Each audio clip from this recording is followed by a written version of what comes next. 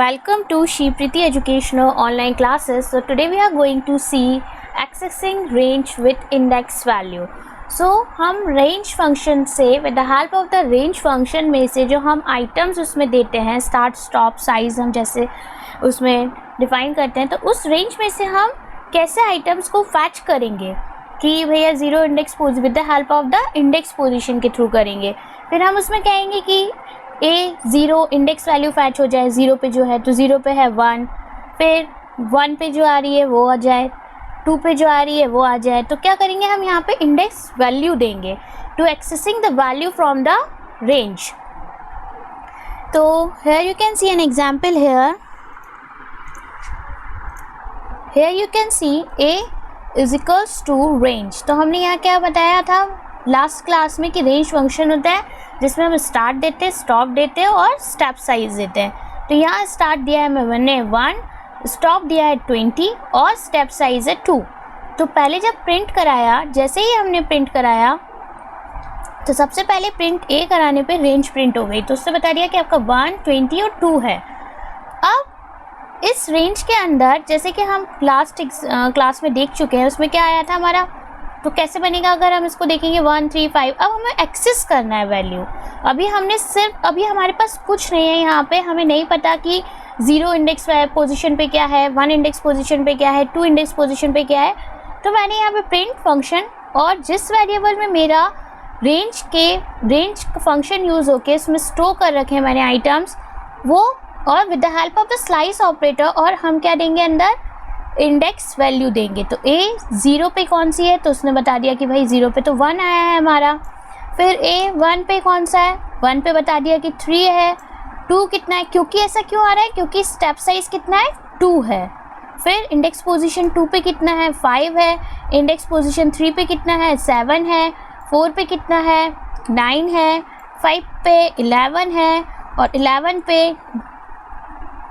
पे कुछ है नहीं. तो 11 पे क्या दे दिया यहाँ पे traceback most recent call last file जी material final program print 810 for 810 के लिए ये यहाँ पे ख़त्म हो गया है क्योंकि 810 पे ही हमारा एंड होगा. और उसके बाद क्या होगा, आउट ऑफ इंडेक्स आ जाएगा एरर. इंडेक्स एरर आ गया, range object index out of range आ चुका है क्योंकि रेंज से बाहर जा रहा है.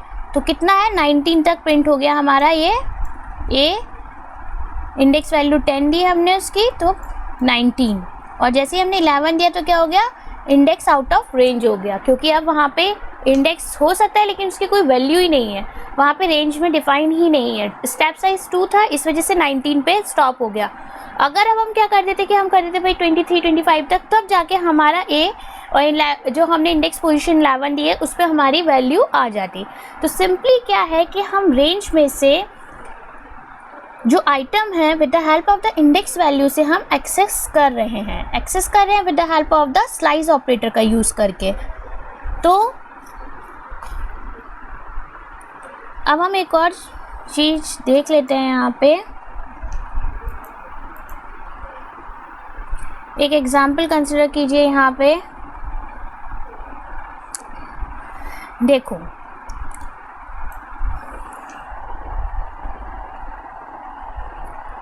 अब हम यहाँ क्या कर रहे हैं कि हमने फॉर लूप को अभी तो हमने क्या किया ज़ीरो मतलब एक इंडेक्स वैल्यू के थ्रू हमने क्या एक वैल्यू को प्रिंट कराया है. जब हमने एक वैल्यू को प्रिंट कराया है, यहाँ पे क्या किया हमने एक वैल्यू को प्रिंट कराया है. 0 पोजीशन पे, 1 पोजीशन पे, 2 पोजीशन पे, 3 पोजीशन पे. तो ये सारी की सारी वैल्यूज़ प्रिंट हो गई.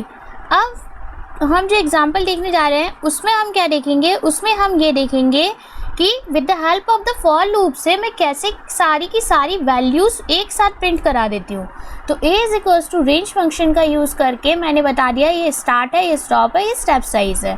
फिर प्रिंट ए करा for x in A, print x किया. अब क्या होगा, यहाँ पे प्रिंट हो गए 1, 3 क्योंकि स्टेप साइज कितना है 2. तो 1, 3, 5, 7, 9 कहाँ 20 तक हमने रेंज डिफाइन करी है. 9, 11, 13, 15, 17, 19 तक हमारा प्रिंट हो जाएगा.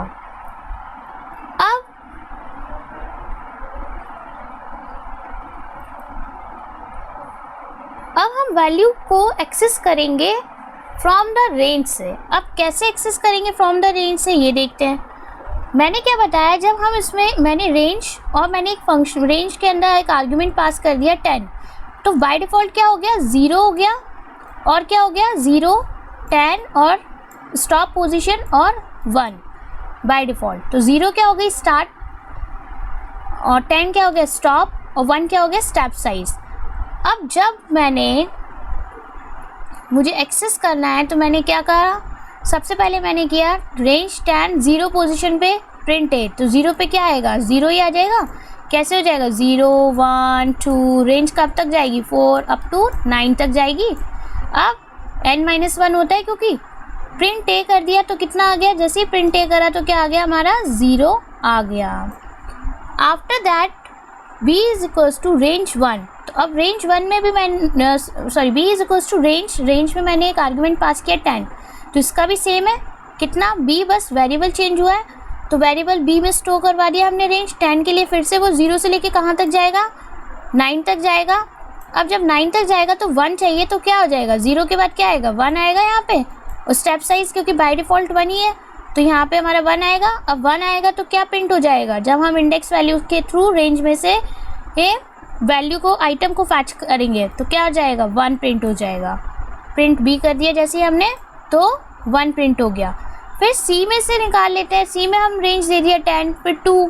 यहाँ मैंने क्या किया है कि अलग अलग वेरिएबल्स को डिफाइन कर दिया, और अगर मैं क्या करती, अगर मैं चाहती कि मैं a ही रखती a ही वैल्यू में रेंज 10 है तो रेंज 10 में 0 फिर 1 फिर 2 ऐसे करके भी फैच कर सकती थी items that are present in the range.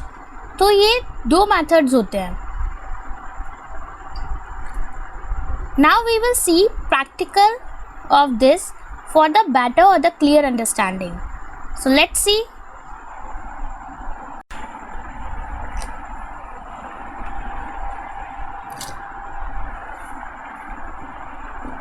Now we will see practical.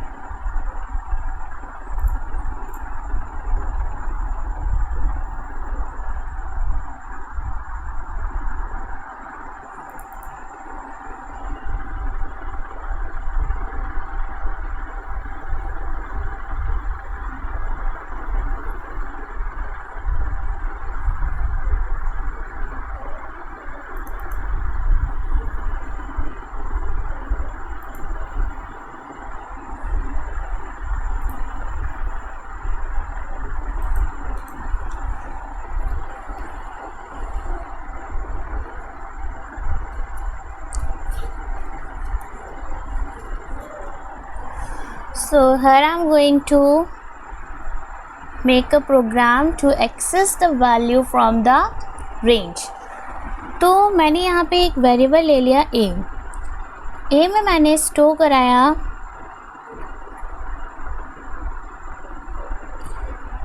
पहले मैंने रेंज फंक्शन ले ली। रेंज फंक्शन में मैंने बता दिया स्टार्ट हो 1 से अप टू 10 तक और स्टेप साइज 1। इसके बाद मैंने एक b वेरिएबल लिया और एक लिस्ट कंस्ट्रक्टर यूज़ किया, उसमें a को डाल दिया, राइट।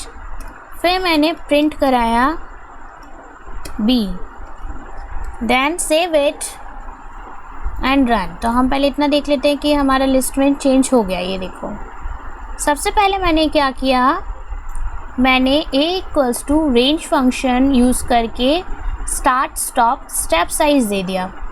आफ्टर दैट जो a वेरिएबल था और जो रेंज फंक्शन स्टोर कर रहा था उसको लिस्ट कंस्ट्रक्टर यूज़ करके आर्ग्यूमेंट पास कर दिया मैंने a। फिर मैंने क्या किया, प्रिंट कर दिया। अब जैसे ही मैंने प्रिंट किया तो क्या हुआ, जो रेंज था वो किस में चेंज हो गया, लिस्ट में हो गया। ऐसे ही या तो मैं क्या करती, मैं टपल में भी दे सकती थी, टपल बन जाता। अब जैसे कि मैंने बताया था कि रेंज में आप जैसे कि 10 मैंने दिया तो n-1 चलता है, तो कहाँ तक आ गया, 9 तक आ गया 1 से। स्टेप साइज 1 दिया है तो 1 का स्टेप साइज हो गया। अब मैं ये देखती हूँ कि मैं how to access the value. अब मैं वैल्यू को कैसे एक्सेस करूँगी, तो ये देखो,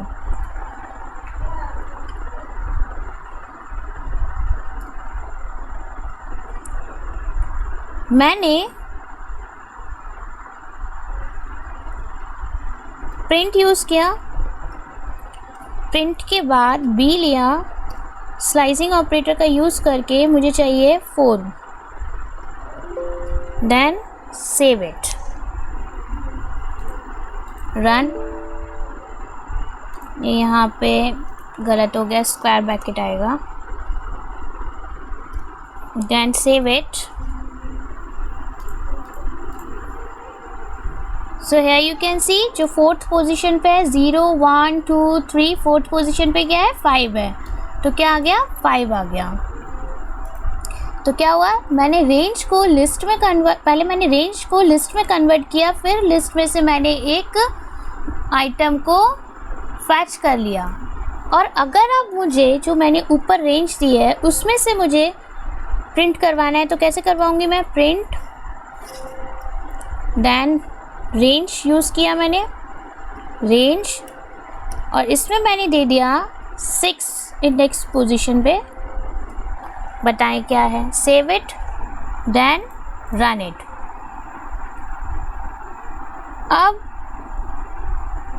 वो इसलिए ऐसा आया क्योंकि हमने ए में स्टोर करा दिया है, तो ये एरर आ रही है। तो हम यहाँ पे अगर ए दे देंगे देन सेव इट फिर रन करो तो यहाँ आंसर आ जाएगा। ये देखो 7 आ गया, क्योंकि हम डायरेक्ट रेंज नहीं यूज़ कर रहे हैं, वो काय में स्टोर है, वो स्टोर है एक ए नाम का वेरिएबल बनाया है हमने, जिसमें हमने रेंज फंक्शन यूज़ करके 1 से लेकर 10 तक की आइटम्स को स्टोर हुए हैं।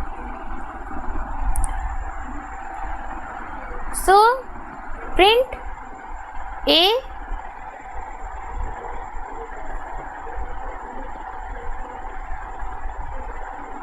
और हमने जो इंडेक्स पोजीशन दे दी है वो 6, तो क्या आ गया 7 आ गया। अब देख लेते हैं यहाँ पे आउटपुट में 0 1 2 3 4 5 6, तो ये आ गया।